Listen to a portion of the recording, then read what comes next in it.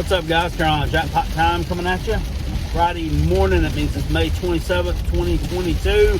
Happy Memorial Day weekend to everyone. Hope you've got a good long weekend in and enjoy some time with friends and the family. And while I've got you here, I'd also like you to click the link down in the description box below. Take you over to my new channel, Rockabelly 864. All the food review content that we had on the Carolina Jackpot channel is now going to be featured over on Rockabelly 864. Trying to separate the two genres a little bit. Keep this one sports and college football related. Keep that one food related. All right, let's get at it. So there was an article that came out. This was a couple of weeks ago, and I'm going to link this article down in the description box below. I found it on my email. I thought it was, kind of something to think about. South Carolina Gamecocks going into 2022. This is a skeptic's look at the 2022 Gamecocks, and I guess what could go wrong, and why things may not pan out for Shane Beamer's squad the way that we as fans necessarily want them to, or some of the members of the national media are kind of expecting them to. Let's get into that right now. Reason number one focuses on the quarterback.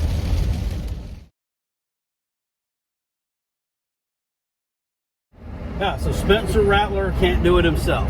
This is very cliche and obviously true of any team that's quarterback can't do it by themselves.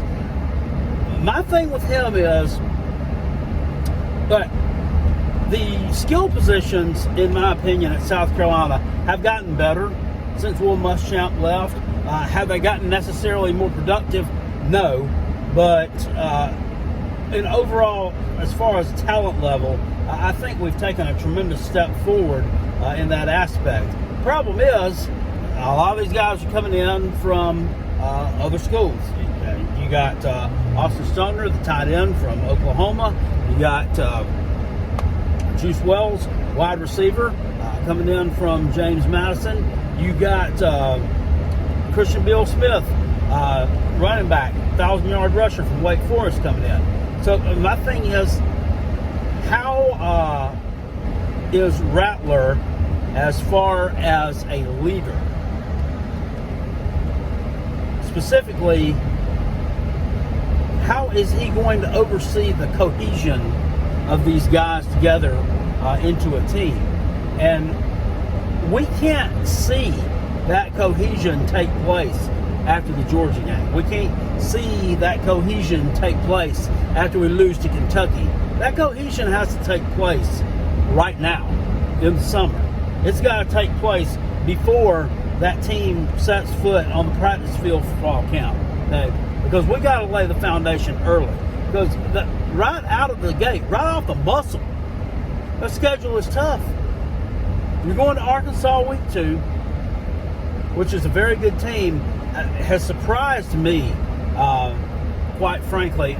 The first time I heard Sam Pittman talk, I said, that guy's going to do something there. I think they're on to something. That was what? In early 2020, right after he got hired. I didn't think it was going to be by 2021. They were in a New Year's Day bowl game, not a New Year's Six game. They're in a New Year's Day bowl game and winning the motherfucker. And ranked highly. I didn't think the turnaround would be that quick, but it has. So they're a very good team. Georgia, defending national champs, goes without saying. They're going to be down a little bit this year. They're going to be down. That world-class defense is just, at this point, a very good defense. It's a very good defense, full of a lot of unknowns. But you're not going to have that generational type D that you had last year. And I think that Stetson Bennett under center, that's going to get exposed a little bit this year because of not having that world-class D. However, both teams are significantly better than Carolina right now at this point. And Georgia State in game 1, it's not a pushover. It's not a gimme game. They're a non-Power 5 team that has knocked off Tennessee, a few years ago. It's been well documented. I'm not saying this to besmirch Tennessee at all, but the fact is the fact, they won. They won last year at Auburn, if you want to take the referees out of the equation. But they won that game too. So they could be 2-0 right now versus the SEC in the past 3 years. Come to Carolina week 1. This is even worse situation because their coach is like, he's got the jilted lover syndrome, right? He was the offensive line coach at South Carolina back in 2015 when Steve Spurrier walked out and fucking quit on everybody. He gets tagged as the interim head coach. He won a couple of games. He played well against Clemson. Problem is, he lost to the Citadel. So they didn't hire him. You lost to the Citadel, sorry. We can't hire you. We're going to go hire Will Muschamp instead. Well, that was really smart. That was really smart.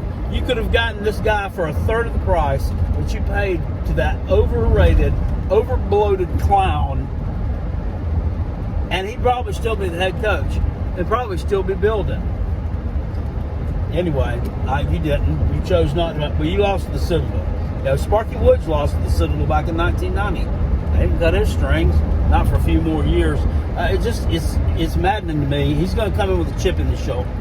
Chip on his shoulder is what I mean to say. So that's not a gimme game. So Spencer Rattler's got to get this team playing together as a solid unit. It's okay. I mean, it's different than you had a bunch of kids that you've had there from high school that you've cultivated over the years and have been through the program. These are all new dudes. It's a mixture. It's a hodgepodge. It's a melting pot. How does that pan out? To me, that is the bigger question than what other pieces is he going to have? Is he going to have to do it all by himself? No.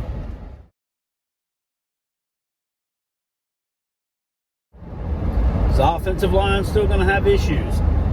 This is a valid question. In 2020, I've said it a million times, Kevin Harris led the SEC in rushing with virtually the same offensive line. And a lot of them were juniors and sophomores at the time. Now, you're loaded with redshirt seniors. You have Dylan Wanham, Jovan Gwynn over on the right side, center Eric Douglas. All these guys have been around for a long time. You did lose one, Jazz Turrentine, to the transfer portal. They didn't really pan out. Brought in a couple of high 3-star, low 4-star type guys last year in the recruiting cycle. So I think things are looking up on the offensive line side for South Carolina. They can't be going backwards. The problem is that I think that there was a significant downgrade in offensive line coaching when we went from Eric Wolford to the offensive line coach we have now. And you're going to hate me for this, but I can't remember his name. I call him the Fat Arn Anderson. No, it's not. His name is Greg Atkins, and he came from Marshall, who led football bowl subdivision, FBS, in rushing in 2020. So it baffles me as to why this offensive line was so bad last year. They really were. They were not that bad in pass pro. They weren't terrible in pass pro. They were really bad run blocking. We couldn't get anything established on the ground last year except for a couple of games. Looked pretty good against Florida. Looked pretty good against North Carolina in the bowl game. Good Lord, Missouri had the shittiest run D in the country last year, bro.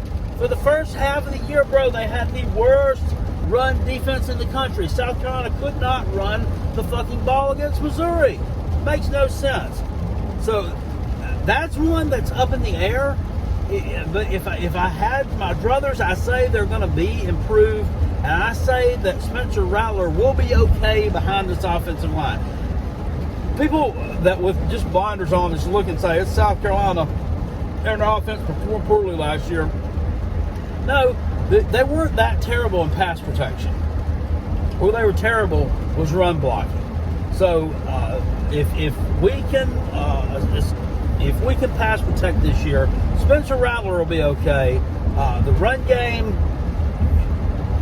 yeah, if these guys block like they did against North Carolina, block like they did in the Florida game, they'll be okay. They'll be okay. And Christian Bill Smith will put up some numbers. Marshawn Lloyd hopefully will put up some numbers as well.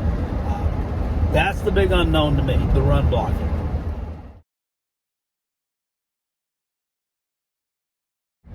Linebacker depth could be an issue. This is a valid point for sure. Sherrod Green and Brad Johnson slated to be starting linebackers for Carolina. Clayton White runs kind of a different scheme than most defensive coordinators do. He only kind of has two linebackers. Both these guys have been at Carolina since the 60s. No, they haven't been around. They've been around for several years. I know Johnson was there in 2017. Had a lot of injury issues, been banged up quite a bit, and the production really has just not been there. We've seen flashes from both these guys, but never really put a whole season together. Mohamed Mo Kaba, whose name you heard more last year than both these guys. He filled in during their time out. I don't understand why this young man's really not starting, other than maybe he's just fucking not very good. I don't know. But I've heard his name called a lot. We'll see what he's capable of doing. But yeah, linebacker depth definitely could be an issue for South Carolina. No doubt about that one. On to the next problem.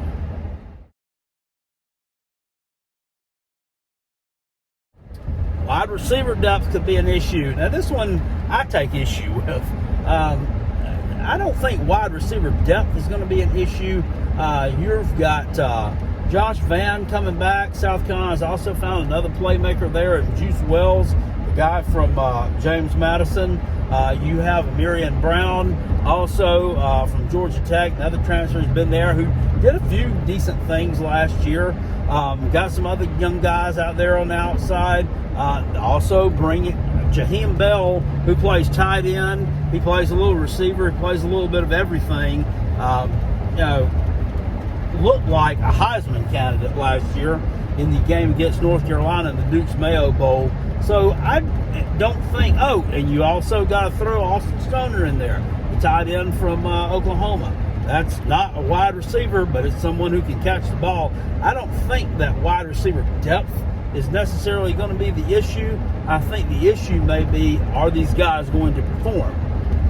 Josh Vann last year looked like a superstar for most of the season, but he had a few nagging injuries as well, and really only put up decent numbers in about 7 or 8 games. So we'll see, but I'm not really in the camp of wide receiver depth being an issue at South Carolina, more than just will they or will they not produce.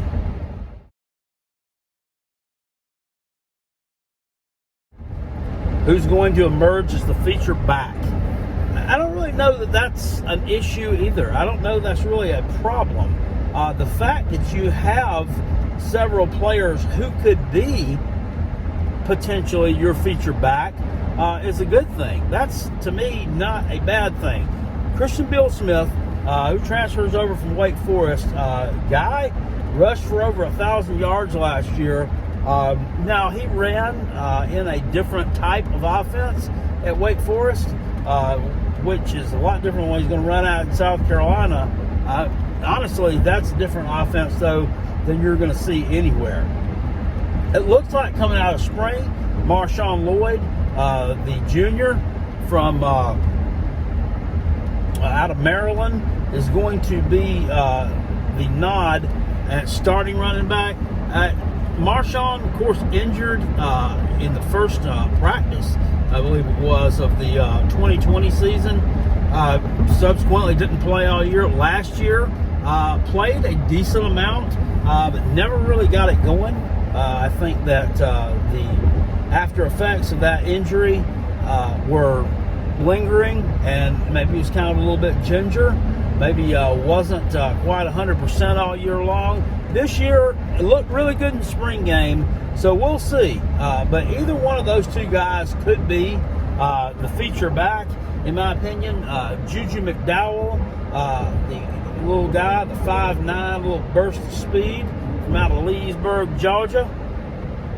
I don't really know that he is, I don't know physically if he has all the tools right now to be your feature back, and that's not a slight on him in any stretch of the imagination, but I mean, he's a little guy, and these are large defenses that you're going to take a beating against every week, and I'm just afraid that he might not be able to stand up to that. I don't know. I'm not an expert on that, but I would say he's probably not going to be your feature back. He's probably going to be the one that you bring in every so often to kind of flip the script a little bit, to kind of throw some wrinkles into the opposing team and kind of keep them honest, quite frankly, or break a big play. I think he's going to be a big part of your special teams unit for sure. But, I mean, you have two guys there, and then possibly even a third. Maybe he can be. Maybe he is resilient enough to be your feature back. I'm not sure.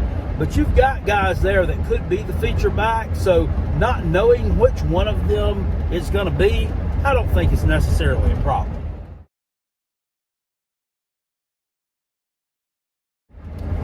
And out of the kicking situation, we don't know who the place kicker is right now. So that's a reason to throw the towel in on the season. I'm not buying that one at all. Look, irregardless of how we've been at the other positions over the years, whether it be quarterback, whether it be skill position, whether it be along the lines of scrimmage, South Carolina has always produced a decent kicker and sometimes produced very good kickers. Spencer Lanning is gone. Yes, was a tremendous weapon. But you got two guys that could potentially take that place-kicking spot. That was being Mitch Jeter and Alex Herrera. Both these guys hit long field goals in the spring game. And, you're just following the lineage of players like Parker White, Elliott Fry, Spencer Lanning, Josh Brown, Brian Suckup. South Carolina will be fine at the kicking position. I am doodly confident of that. And, yeah, if one of these guys doesn't cuss the mustard, I'm sure that the other one will. I really don't think that place kicker and not knowing exactly who it's going to be at this point in time, I don't think that that's going to make or break South Carolina's season this year. Now, you do play against some teams with some pretty good features. I think that being able to put the ball in the end zone on kickoffs is definitely something that you're going to have to look at, that you might have to worry about. But as far as kicking extra points and short field goals, I think South Carolina's got it covered. Now, Parker White was a man who had ice water in his veins. He won several games with his leg, with field goals in the waning seconds in his career. Last year, most notably, 2017, big, huge road victory on the road against East Carolina. Tough place to play, tough venue. A lot of teams go in there. A lot of teams catch L's. South Carolina didn't catch one, baby, all because of Parker White and that big leg of his. But I get where they're coming from with that. I still don't think that that's going to be a huge problem for South Carolina this year. So there it is, sports fans. This rider had a few little points to ponder, and Carolina Jackpot offered his points that he would ponder, just to rebuttal that, kind of argue that, and kind of offer up my own perspective on it. Let me know down in the comment section below what you think could potentially be problems for the South Carolina Gamecocks this year, 2022, and going forward. I'll see y'all later. Appreciate you. Peace. And I'm out, and I go Gamecocks. Woo, woo, woo, woo. And go Coach Beamer.